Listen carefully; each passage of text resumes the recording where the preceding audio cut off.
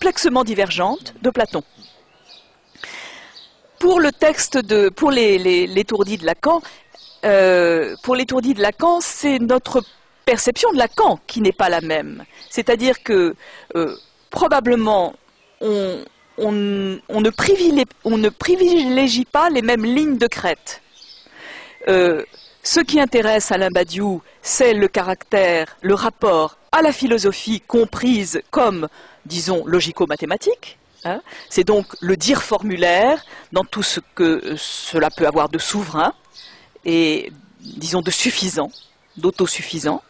Et moi, ce qui m'intéresse, c'est plutôt la perception, disons, du côté de la plurivocité, du signifiant, en tout cas strictement langagière de Lacan, sa manière d'écrire, d'inscrire dans le titre même de l'étourdi, par exemple d'EIT, l'homonymie.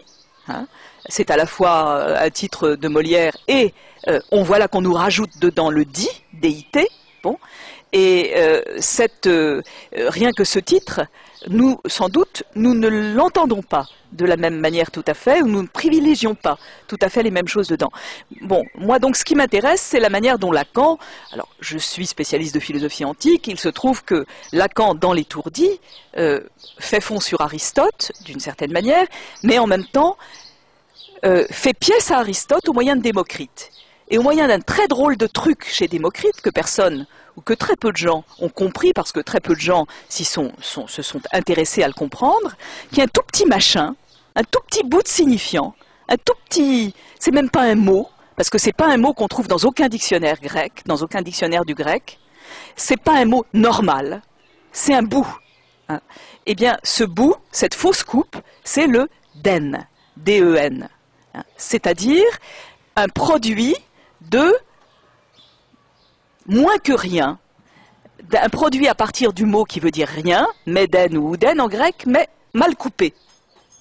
Comme si je disais ien, bon, qui est pas loin de ian, que Lacan emploie. Hein? Ian n'a pas, dit-il à propos du rapport sexuel, et il écrit ça comme un âne, ian. Bon. Donc, il y a quelque chose comme ça, il y a du signifiant pur qui se balade. Et ce signifiant pur qui se balade avec le den, de Démocrite, dont Lacan dit que c'est le passager clandestin de toute la métaphysique occidentale, de toute la philosophie occidentale, eh bien ce signifiant pur, c'est ça qui m'intéresse, c'est ça qui m'a intéressé, et c'est sa construction qui m'a intéressé. C'est donc le rapport au langage et non pas du tout le rapport à la formule. C'est la formule ne pouvant s'entendre mathématiquement que comme évidemment des univocités, une série d'univocités. Alors que là, ce qui m'intéresse, c'est que non seulement ça veut rien dire, et là, on pourrait se rejoindre, la formule peut-être ne veut rien dire, hein, non seulement ça ne veut rien dire, mais ça n'existe même pas. Hein, c'est pas un mot qui existe. Et pourtant, ça fait effet. Donc cette manière de faire effet, d'autant plus que ça n'existe pas, voilà ce qui m'a intéressé là-dedans.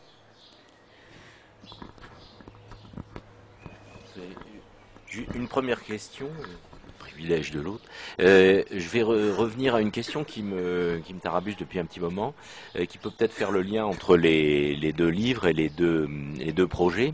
Heidegger, le livre sur Heidegger. Donc vous venez d'évoquer votre accord sur au moins un point central, essentiel. Comme vous le savez, tout le monde n'est pas forcément de cet avis. Et il y a au moins dans les petites controverses internes que vous évoquez, un point qui peut-être nous ramène directement ou indirectement à Lacan, c'est celui du langage précisément de la langue de Heidegger. Vous savez que là-dessus, déjà, il y a pas mal de polémiques et de controverses. Et il y a quand même au moins deux personnes que je crédite d'une certaine plausibilité qui sont absolument pas d'accord avec vous, puisque vous arrivez quand même si vous n'êtes pas totalement d'accord, à conclure que la langue de Heidegger ne renvoie absolument pas au caractère de petit nazi crapoteux et intéressé que vous décrivez par ailleurs. Je ne parle même pas de son rapport assez dépourvu de scrupules avec les femmes. Donc, si je songe à Goldschmidt ou Thomas Bernhardt, donc deux personnes complètement différentes, mais Fay, je mets complètement de côté, disons qu'il n'est pas forcément... Oui, mais je dirais au moins, ces deux-là, ils ont la caractéristique que l'allemand est leur langue maternelle. Goldschmidt est très clair là-dessus, y compris à propos de ce que vous évoquez à propos de Lacan, c'est-à-dire des coupures, des non-dits, de l'effet que ça fait.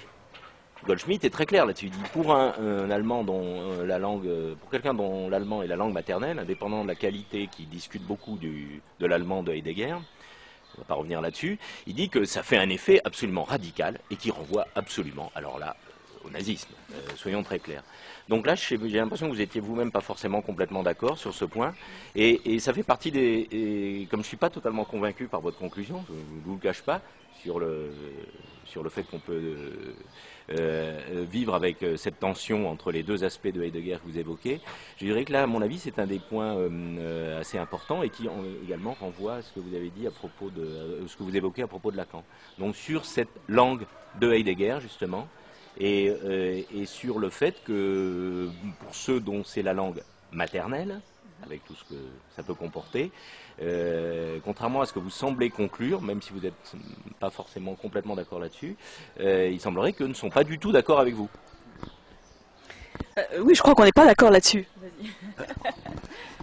Oui, moi j'ai toujours lu Heidegger en français, n'est-ce pas?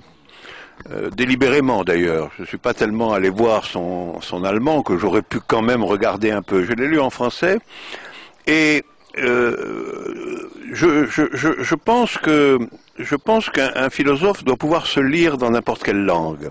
Ce qui est adhérent chez un philosophe à sa langue propre ne peut pas être en réalité l'essentiel de sa pensée. Parce que sinon la philosophie ne serait pas universelle, elle serait enfoncée dans la singularité langagière, elle serait donc quelque chose de tiré vers le poème ou vers le littéraire. L'élément proprement philosophique doit se dégager à travers évidemment des traductions qui vont être différentes, qui vont elles-mêmes enregistrer le poids de la langue maternelle, la langue originaire, de façon distincte. Et donc moi, je dirais ceci, il se peut très bien qu'il y ait dans la langue maternelle de Heidegger toute une série d'inflexions qui rappellent le contexte anthropologique, historique et politique dans lequel Heidegger parle. On peut faire des remarques comparables probablement sur des textes de la même époque d'autres auteurs, sur la langue de Junger et même sur la langue du premier Thomas Mann. La langue du premier Thomas Mann, qui est, comme on sait, aussi très identitaire, très anti-universaliste, etc. Et il y a un Allemand qui est de ce type, et qui remonte très loin, puisque nous avons en particulier pu publier autrefois dans notre collection bilingue des études sur ce problème, qui montrent qu'on trouve déjà cette conviction que la langue allemande a une singularité ontologique forte, on la trouve chez Leibniz, déjà. C'est pas une invention récente. Et ça, on voit très bien que les Allemands ont essayé longuement de dire qu'ils avaient une langue profératrice de l'être pour compenser leur misérable provincialisme qui les rendait extrêmement jaloux des Français. Ben, ça, c'est absolument clair. Et ça court dans toute une tradition allemande. C'est pas ça la philosophie de Heidegger. La philosophie de Heidegger, elle demande qu'on se prononce sur un certain nombre de catégories dissibles dans une autre langue. Et pas... Moi, je suis contre les traductions qui obligent constamment à remonter ou à retourner vers l'originaire langagier et qui, surtout en philosophie, sont nuisibles parce que elles transforment en catégorie non pas quelque chose qui est universalisable comme catégorie, mais quelque chose qui est pris dans la pesanteur et la particularité de la langue nationale. Moi, si je lis Heidegger en français, je vois très bien les connotations politiques avec lesquelles je suis en désaccord complet, je vois même les connotations philosophiques avec lesquelles je n'ai pas grand-chose à voir, mais je vois que c'est une proposition philosophique qui a sa cohérence propre et qui constitue légitimement un des horizons spéculatifs du XXe siècle. Ça, je crois que c'est incontestable. Alors, à partir de là, le procès qu'on pourrait lui intenter à partir du caractère singulier de sa langue en tant qu'allemand, c'est à mon avis un procès secondaire. Il est légitime et il peut être cohérent, mais je ne crois pas qu'il puisse porter atteinte à ce qu'il est nécessaire de retenir concernant les propositions de Heidegger sur l'histoire de la philosophie, sur l'interprétation du concept d'expérience chez Hegel, sur la signification de la catégorie de vérité chez Platon, sur ce qui est dit sur la fonction de l'imagination chez Kant, sur l'analytique de l'angoisse, dans la filiation de Kierkegaard, sur le Dasein, etc. Et il n'est que de voir que des philosophes aussi différents que ce qu'en ont tiré des philosophes aussi différents, rien qu'en France, que Sartre, Merleau-Ponty, Lottmann, etc. Aucun d'entre eux ne pouvant être soupçonné de la moindre accointance ou sympathie avec le nazisme. Donc il faut aussi rendre compte de cette opération. Qu'est-ce qui s'est passé là, hein? Est-ce qu'ils se sont tous fait avoir? C'est quand même une interprétation faible. Non, ils ont saisi quelque chose d'essentiel, ils l'ont transformé dans leur propre logos, dans leur propre manière de faire, et ils ont ainsi fait ce à quoi la philosophie est destinée, c'est-à-dire sa circulation à vocation universelle. Donc, le désaccord sera simplement, pour autant qu'il existe, sur l'importance qu'il faut accorder à ce genre d'argumentation, plutôt que sur l'argumentation elle-même, que je serais prêt à recevoir. C'est-à-dire, je veux bien croire que si Heidegger est pris d'un point de vue qui le colle aux connotations anthropologiques et historiques de sa langue, quelque chose pourra être dit dans ce sens-là. Précisément, interpréter philosophiquement quelqu'un, c'est l'arracher à ça. C'est exactement l'opération à laquelle je suis en train de me livrer en traduisant Platon, du reste. C'est-à-dire l'arracher à son contexte anthropologique qui, si on le prend de trop près, permet de dire aussi qu'en grec, alors on entend chez Platon quelque chose de totalitaire. Bon, je suis monstrueusement pas d'accord. Hein. Oui. Alors, j'ai poussé pour infiniment de raisons. Mais la première, c'est que au fond, on en revient toujours au même point. Alain Badiou est platonicien, c'est-à-dire que ce qu'il est en train de dire, sa thèse sur le rapport entre le langage et la pensée en philosophie est une thèse strictement platonicienne, exprimée par exemple dans le... Tu me permets de remarquer ? Non. Elle est cartésienne aussi, c'est simplement ce que je voulais dire. Elle est par exemple cartésienne, je dis platonicienne. Descartes dit que tout ce qu'il dit, ça pourrait se dire exactement en bas breton. Absolument. Mais Absolument. Pas du tout. Voilà, j'en arrive là. Mais j'en arrive là, j'y arrive. Donc, disons, Alain Badiou est platonicien, et Platon dit, voilà, les langues, c'est des habits de la pensée, on s'en fout. Hein, c'est ça qu'il dit dans le Cratyle. Comment vous faites une pioche, du moment que ça pioche bien, on se fiche qu'elle soit dans tel ou tel bois. Hein, bon, chez les barbares comme chez nous, si ça pioche bien, ça marche. Bon, donc, la langue est un habit de la pensée, et deux, la pensée est un outil. Bon. Et c'est comme ça qu'on arrive à l'universel assez facilement. Bien évidemment, grand 1, personnellement, tout le travail que j'ai pu faire en philosophie, y compris dans le dictionnaire des intraduisibles auquel Alain Badiou a participé, c'est un travail absolument antagoniste qui part de l'autre idée, hein, qui part de l'idée que mind, c'est pas tout à fait Geist, c'est pas tout à fait esprit. Et que quand on dit bonjour, on dit pas tout à fait shalom, on dit pas tout à fait caïré jouis, et on dit pas tout à fait valet, porte-toi bien. Bon, d'accord. Donc, pour moi, la langue n'est pas un habit indifférent. C'est quelque chose qui fabrique. Donc là, j'ai une thèse de type logologique, alors que Alain Badiou a une thèse de type ontologique. Pour moi, l'être est aussi un effet de dire. Voilà, on va dire les choses simplement comme ça. Maintenant, bien évidemment, Heidegger serait plutôt de mon côté. Je serais plutôt du côté de Heidegger. Reste encore à savoir ce que ça veut dire. Heidegger, il y a encore beaucoup de nuances là possibles. Et en particulier, bon, la thèse de Heidegger, c'est qu'au fond, une langue a d'autant plus de valeur qu'elle permet de mieux saisir l'être. Hein, il y a ce que j'appelle un nationalisme ontologique. Le grec, langue de l'être, et l'allemand encore plus grec que le grec. Et l'idiome heideggerien encore plus allemand que l'allemand. Bon, là, on a un tableau complet avec une hiérarchie, et Heidegger est philosophe en ce sens qu'il fait penser, il pense dans sa langue.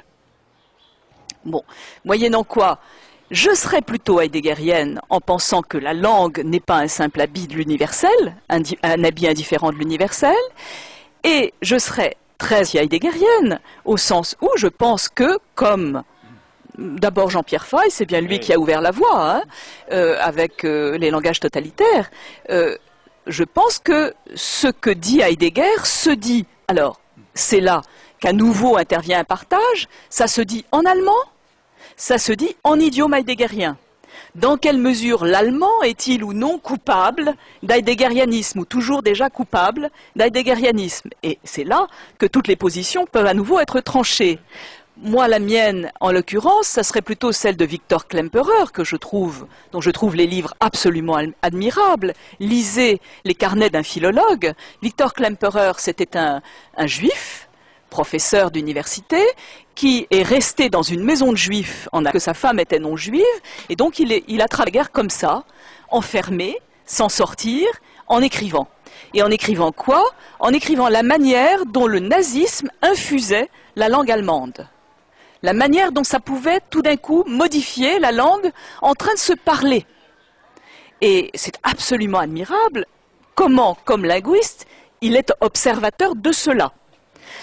Alors, bon, moi je pense que le nazisme a en effet modifié le sens de certains mots, ou mis en avant un certain nombre de mots, que Heidegger a en effet utilisé ces mots dans le sens, eh bien, qui était le sens de l'idiome nazi d'alors, mais qui allait dans un certain sens de l'allemand, pas dans tout l'allemand, mais dans un certain sens de l'allemand. C'est quand même ce qui a compliqué à ce point la vie de Celan, la vie de Arendt, qui n'ont pas arrêté de se demander si c'était la langue allemande qui était devenue folle, et s'ils pouvaient encore avoir leur langue maternelle.